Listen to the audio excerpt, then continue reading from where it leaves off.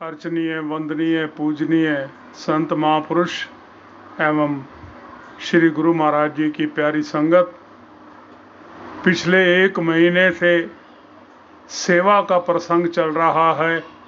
श्री गुरु दरबार की सेवा में जब हम आते हैं तो हमारा किस प्रकार का व्यवहार होना चाहिए। आज हम सेवा के क्षेत्र में अग्रणीय पूजनीय हनुमान जी महाराज जी के पावन जीवन चरित्र से कुछ शिक्षाओं को ग्रहण करेंगे। जब हनुमान जी महाराज जी को अपना पावन आशीर्वाद देकर श्री रामचंद्र जी महाराज जी ने लंका की ओर भेजा तो वो किस प्रकार उनका गमन था। जिमी अमोघ रघुपति कर बाना, तिमी भांति चल्यो हनुमाना।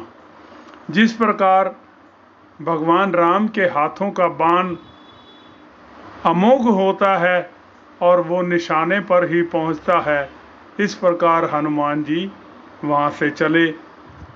क्योंकि बाण अगर निशाने पर लगे तो भी बाण का कोई योगदान नहीं होता, बाण अगर निशाने पर ना लगे तो भी बाण का योग नहीं होता।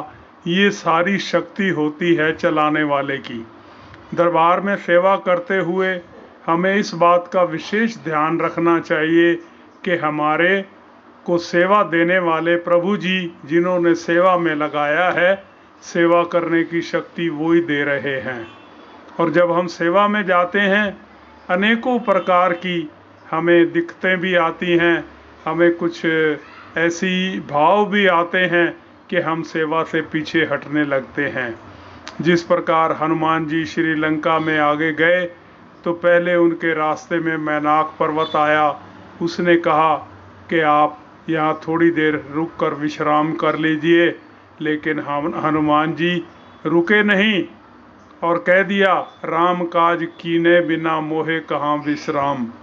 उसके बाद रास्ते में जो रुकावट आई वो सुरसा आई। सुरसा हमारा अहंकार का प्रतीक है कि जीवन में अहंकार आ जाता है कि मैं सेवा करने जा रहा हूँ, मैं ये कर दूंगा वो कर दूंगा। लेकिन होता क्या है, सेवादार को कभी बहुत सूक्ष्म होना पड़ता है और कहीं उसको विशाल भी बनना पड़ता है गुरु दरबार की सेवा करने के लिए।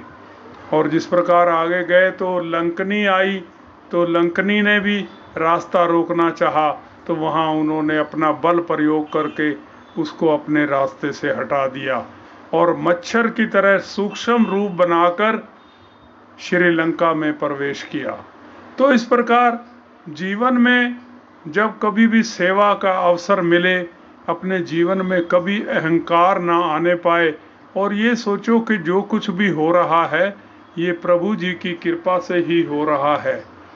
जब हनुमान जी सेवा करने के पश्चात वापस आए और श्री रामचंद्र जी महाराज जी के चरण कमलों में बैठ गए तो जामवंत जी ने कहा, नाथ पवन सुत कीनी जो करनी, सैसो मुख सो जाए न वरनी।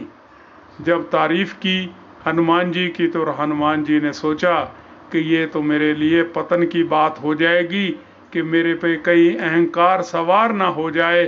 तो उन्होंने भगवान जी के चरण कमलों का आश्रय लिया और कसकर चरण पकड़ लिए।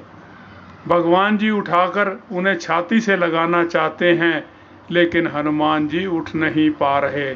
बार बार प्रभु उठो चहूँ उठावा, प्रेम मगन कपई उठ ही न पावा।